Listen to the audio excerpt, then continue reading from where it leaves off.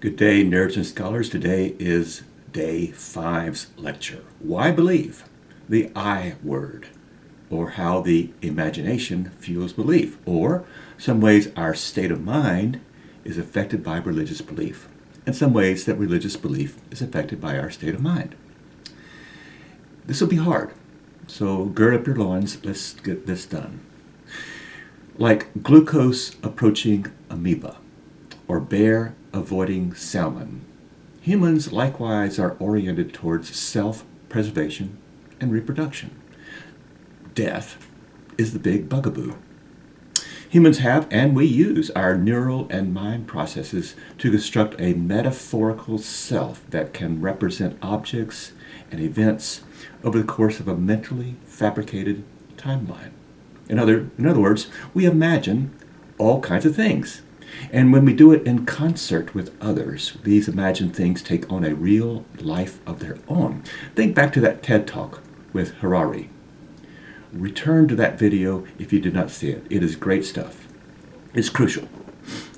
You may not agree with it, but you need to deal with it, I think. The symbolic awareness of death has the potential to elicit tremendous anxiety that might burgeon into paralyzing terror. Yet humans have avoided behavioral paralysis and emerged as the dominant species on the planet precisely because of what Harari says. We manufacture these imagined worlds. I won't call them fantasies, but these imagined worlds that we share with others, and these take on some sort of imagined reality. Just like our exercise on day 1, when I asked you to demonstrate an imagined belief that grounds your life, but one you cannot prove. There's a psychologist 50 years ago, Ernst Becker. He wrote a fantastic book that changed my life called The Denial of Death. The Denial of Death. He said that we think of ourselves as functional gods who never die, but when confronted with the specter of death, we immediately go into preservation mode.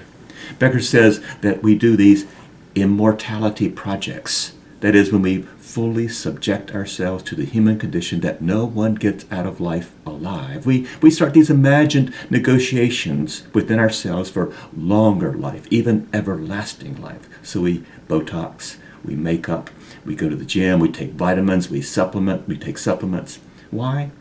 As a society, we are repressed by the idea of death. Need proof? We spread our linguistic perfume over the idea. We don't say they died so much. We say we lost someone. They're in a better place. God needed another angel. Linguistic perfume. We hate the idea that death could be the final moment of our consciousness. This is our cultural and personal neurosis. Becker calls death our grand denial. Capital G, capital D. We don't like to learn that we are mere creatures, subject to the same conditions as every particle of life that has ever lived. We are ever hungry for some scrap that will show us as immortal. Becker calls us narcissistic, believing that while death does take folks, it'll take others first. So we're condemned, he says, to find imagined ventures that give us self-worth in order to keep our minds off the worm at the core of life. That worm at the core of our lives, also known as death. So we engage in what he calls these immortality projects. These things that we feel give us a legacy, like teaching career, or a sense of worth that will survive us, like writing a book, or having large families, so we're less likely to be forgotten. We do creative activities, music, art, creation, that will outlast us. And we feel that such immortality projects, wink wink, will give us a sense of meaning. Not just for the day, but a meaning that will transcend and last past our death. You know what I'm going to say next. Religion is such an immortality project. No one I know relishes the idea of being dead, dead, dead, with no hope of living ever again. This is a human condition, and we turn to religions to solve it. Uncomfortable yet? I am. Religion's number one function, according to this thesis, is to treat death. In many religions, death is the final doom. You can't get past it. The question of Ezekiel chapter 37's poem, and please make a note to read that after this, Ezekiel chapter 37. The point of it is, it talks about those dry bones. Like we could put ourselves in that poem. Can these bones live yet again? And so many religion is the answer to death. The Jews in the Psalms ask, how can I praise you, O God, from Sheol, the afterlife? The Christian formula that developed in the first 200 years after Jesus' death and resurrection was that believing and emulating Jesus is the answer to death. It's eternal life. Who cannot cite John 3:16, which is the direct verse used to assuage or assure us that death is not the last word? We are not content with just having a legacy.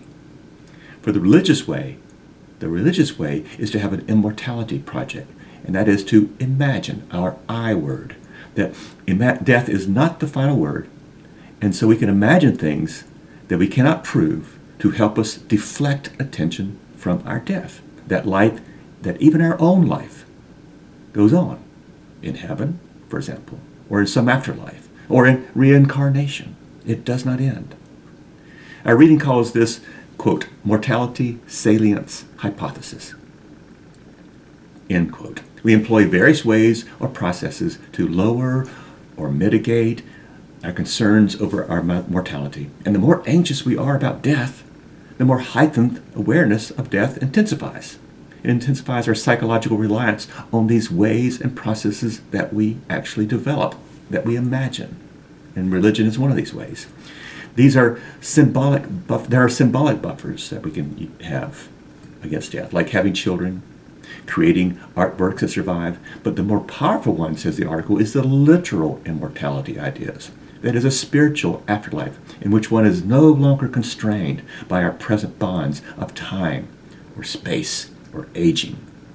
The article goes on to show history's immortality projects around the world.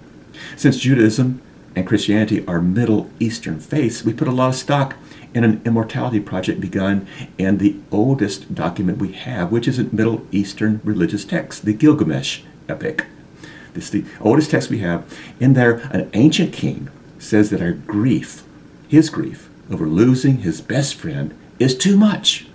And so he goes on this long, monumental pilgrimage journey to find immortality, and he finds it in a plant that grows at the bottom of the sea. He goes down, he gets the plant, he climbs exhausted to the shore, and when he comes to his senses, he sees the tail end of a snake making off with it. Sidebar, snake in Garden of Eden is a relative linguistic phrase here with this snake. So he sees the end of the tail of a snake making off with his plant, and so the king has to come to terms that his one life may be all there is, and he has some peace. Our article today then goes into the many scientific studies that demonstrate how all-consuming the fear of death is, and makes the case that our many immortality projects are very important to our mental and psychological health, imaginary as they may seem. You may want to skim over some of these, but I do want you to dwell in the article's main points about how we construct ideas, the I word, in concert with others, think Harari, to avoid looking at the finality of death in the face. Most of our reading is about psychological studies, and since the practice of and belief in religions has great psychological value, I wanted you to be exposed to this thinking. I won't go any more into this article, but we want and we place these buffers against death. Many religious folk, but not all, maybe are religious primarily to solve the death neurosis. Now I know this can be tough reading for many of us. I mean, when the author says the unholy trinity of compensatory processes just outlined, derogation, assimilation, and annihilation, can help buffer, but they do nothing to change the fact that we are each simply walking, talking bags of meat, no more significant or enduring than a hair fiber or a flake of corn cereal. I mean, that's harsh. But please put on your critical thinking hats with me. Imagine or consider what your religion would look like if there were no death. That is, if no human being ever died. 1, how might religion as you know it change? It would certainly affect the teachings about the afterlife. So how much of our religion is a response to the consuming, but not often spoken about idea of our death? 2, how would you live differently if there were no death? No limiting 70 years and no more of adult existence to try to make a name for yourself, a career, a family.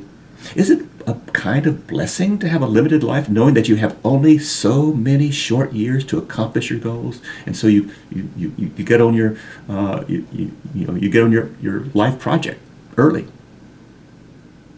So I play around with death in this mini lecture. I hope it's not too personal, not too off-putting. But if you think I'm a little bit weird, yeah, I am, for I think about death a lot. What it means to be human beings, the only animals who know in advance that they will die. And then how we produce these imagination products like religions or legacies that imagine our lives kind of never ending. I mean, it's a tough ask for me to ask you to consider this. The last part of this mini lecture is a reminder about the power of imagination. Look around you at your desk, the room you're in, walk about your house, your apartment, inspect your car, things you own. Every single thing you can see or name used not to be. But someone imagined a computer mouse, the program by which you're able to see this video. Every game, every song we've ever sung or heard, pieces of art on your walls, every item in your kitchen, from fork to water spigot to dishwasher. Tangible imagination products all. The Easter egg is what's on the screen now. You should put that at the very beginning of your homework for day 5. Religion can have these tangible imagination products as well. Architecture, symbols and icons, special clothes to start a list. However, religion's genius is its non-tangible imagination products. If you saw my pre-class video about the 35 plus places where religion shows up, every one is an act of the imagination. To put Christmas or Easter on a calendar, but not Buddha's birthday, are imaginal choices someone has made based upon religious preferences. Preferences can be good. We can prefer things that amplify the common good on religious grounds, for example, or we could prefer to shift resources to the needy, if we imagine it that way. We can do mission work. We can petition government on behalf of religiously held ethics, but each arises out of an imaginal sense of that religion's obligations. Preferences can be bad or evil even. If we consider non-believers not as deserving as believers, we may bend laws to favor the believers. But that's an imaginal shift. We can and have had Muslim travel bans, discriminations against Native American folkways and people. We've imagined some people as not as good as others, and we shape our ethics, personal, societal, ethics, according to the imagined image of other people. So how we imagine matters. As mentioned prior, our small gods and hateful gods tend to stunt our potentials. Gods we imagine with generous and expansive powers tend to make our own lives richer, more loving, generous, expansive. Today's topic is what our imagined deaths stimulate in us. Let me be clear. This is a hard topic for me.